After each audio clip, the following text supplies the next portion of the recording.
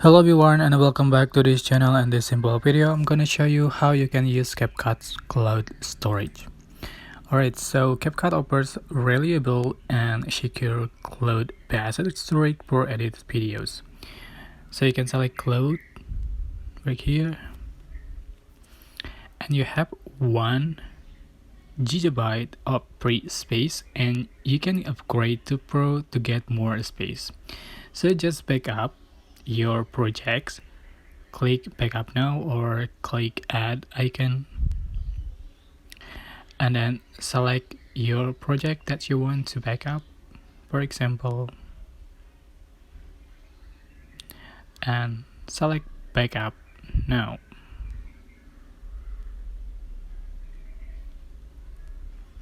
Alright,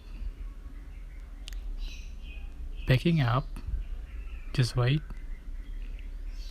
So after you back up your project, you will not lose your project because it is saved in the cloud. Alright, here you go, your backup project.